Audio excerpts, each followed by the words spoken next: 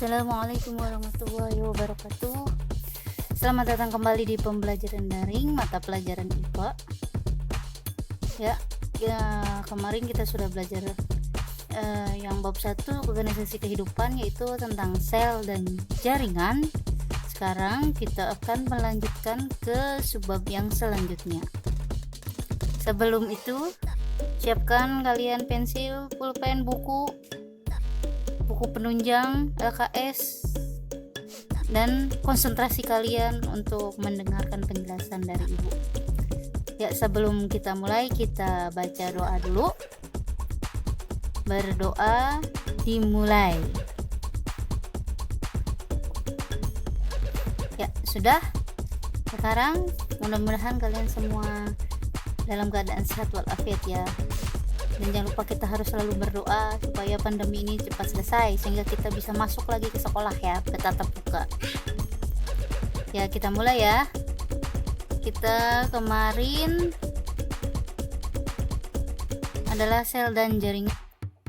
Sekarang kita ke yang indikator 3.6.5 menjelaskan pengertian organ dan menjelaskan tentang sistem organ dan organisme itu apa ya. Itu adalah indikator kita pembelajaran pertemuan yang kedua ini. Ya, sekarang kita belajar tentang organ. Pertemuan yang kemarin kita belajar tentang sel dan jaringan. Sel itu itu apa? Sel itu adalah satuan terkecil dari tubuh makhluk hidup. Kemudian jaringan itu apa? Adalah sekumpulan sel yang membentuk fungsi yang sama, bentuk yang sama ya, sehingga membentuk jaringan. Sekarang kita ke organ. Apa itu organ? Organ ini adalah berbagai jaringan yang bersatu dan menjalankan fungsi tertentu membentuk alat tubuh. Itu adalah pengertian dari organ. Jadi adalah ini berbagai jaringan. Jadi kalau tadi jaringan adalah berbagai dan banyak sel, sedangkan kalau organ ini adalah berbagai jaringan yang bersatu dan menjalankan fungsi tertentu membentuk alat tubuh. Nah, jaringan, ini organ ini adalah kita bedakan pada organ pada vertebrata dan manusia dan juga organ pada tumbuhan.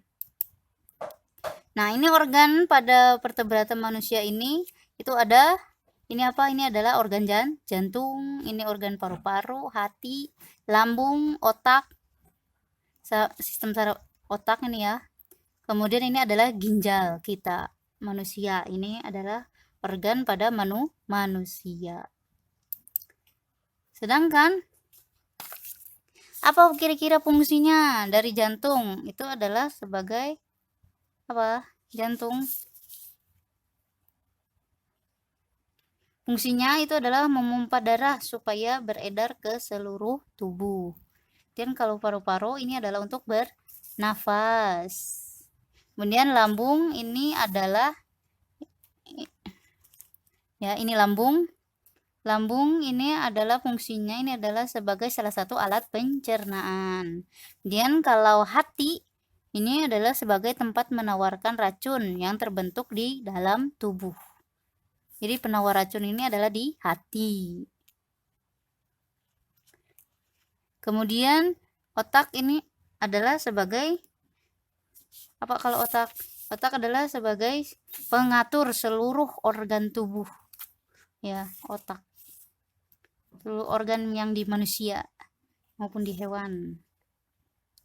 Dan kalau ginjal, apa fungsinya ginjal? Itu adalah sebagai pengeluaran metabolisme. Metabolisme yaitu yang dalam bentuk air urin, air atau air seni atau air pipis. Nah, ini adalah dari ginjal ini. Kemudian organ pada tumbuhan ada akar, batang, buah, daun, dan bunga. Jadi pada akar ini dia tersusun atas jaringan epidermis, parenkim, dan jaringan pengangkut. Jadi apa fungsinya akar ini pada tumbuhan ini? Fungsinya dia sebagai menyerap air dan hara mineral dari dalam tanah, menegakkan berdirinya batang sebagai alat pernapasan, misalnya pada tumbuhan bakau, akar nafas, kemudian menyimpan cadangan makanan, contohnya misalnya adalah wortel. Kemudian kalau batang ini tersusun atas jaringan apa saja? Jaringan epidermis, jaringan parenkim atau korteks, dan jaringan pengangkut. Jadi fungsi batang ini adalah sebagai alat pengangkutan dan penopang tubuh tumbuhan. Kemudian organ daun itu tersusun dari apa saja? Ada jaringan epidermis, parenkim, dan pengangkutan. Nah, yang parenkimnya ini ada dua macam, itu ada jaringan palisade dan ada jaringan bunga karang. Secara lengkapnya nanti kamu belajar di kelas 8 ya. Kemudian bunga. Di bunga ini ada apa aja? Bunga ini fungsinya dia sebagai alat reproduksi tumbuhan. Jadi untuk berkembang biak tanaman. Walaupun tidak semua tanaman ini ada menggunakan bunga untuk berkembang biaknya ya. Tetapi sebagian besar itu adalah menggunakan bunga. Jadi pada bunga ini ada tangkai bunga, ada kelopak bunga. Kelopak bunga ini adalah yang suka berwarna-warni ya. Ada merah, ada kuning, ada ungu, itu adalah kelopak. Kemudian ada mahkota bunga. Kelopak bunga itu salah ibu. Kelopak bunga ini adalah yang warnanya hijau seperti daun yang di bawah ya. Nah, kalau yang berwarna-warni ini adalah mahkota bunga. Kemudian ada benang sari, ini alat kelamin jantan. Kemudian ada putik juga sebagai alat kelamin betina. Jadi nanti selain di bunga ini ada, nah ketika si benang sari ketemu dengan putik, maka dia bisa menghasilkan biji dan buah. Jadi kalau buah ini melindungi dan membantu dalam proses penyebaran biji. Nah, kalau si bijinya ini kalau pada ini dia sebagai alat perkembangbiakan reproduktif. Kita lanjut dari organ. Kita ke sistem organ. Apa itu sistem organ? Itu adalah sekumpulan organ yang bekerja sama untuk melakukan fungsi tertentu. Berarti dari sel, kemudian jaringan, kemudian organ, kemudian ke sistem organ. Jadi sistem organnya adalah sekumpulan organ yang bekerja sama untuk melakukan fungsi tertentu. Dibedakan lagi jadi dua, ada sistem organ pada vertebrata dan manusia, dan juga ada sistem organ pada tumbuhan. Nah, misal sistem organ pada vertebrata dan manusia, ini ada sistem pernapasan, respirasi. Organ penyusunnya ada hidung, tenggorokan, paru-paru, insang, dan ada sistem pengangkutan, pengeluaran, sistem gerak, sistem pencernaan, sistem hormon, dan sistem saraf. Kamu ini bisa baca di halaman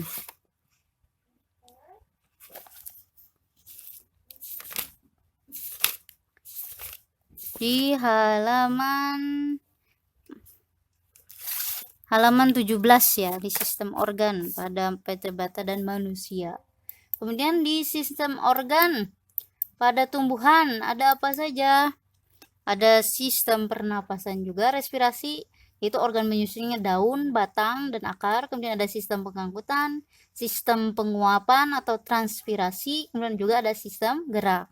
Jadi kamu bisa baca secara lengkapnya di halaman 17 di LKS ya.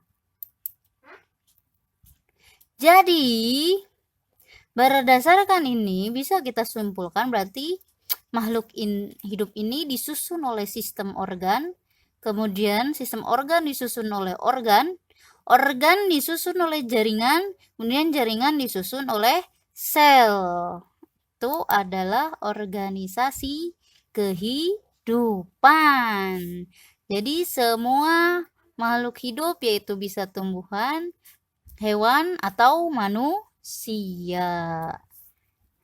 Jadi kalau kita misalnya dirunut dari yang paling terkecil, yang menyusun organisasi kehidupan itu dimulai dari sel, kemudian Sekumpulan sel yang sama bentuk membentuk jaringan, kemudian berbagai jaringan membentuk organ, dan berbagai organ ini akan membentuk sistem organas. Berbagai sistem organ ini akan membentuk makhluk hidup. Itulah organisasi kehidupan. Nah, sudah sampai sini yang dari organisasi kehidupan ini, berarti kan dari sel, jaringan, membentuk organ, membentuk sistem organ, kemudian nanti sistem organ ini akan membentuk makhluk hidup. Selesailah kita di bab yang pertama, yaitu organisasi kehidupan. Nanti kita tugasnya itu minggu depan saja ya. Sekarang kita cuma belajar saja ya. Kalian pahami lagi penjelasan ibu yang pertemuan pertama dan pertemuan kedua ya. Itu adalah bab 1. Sampai bertemu lagi kita di pembelajaran daring selanjutnya ya.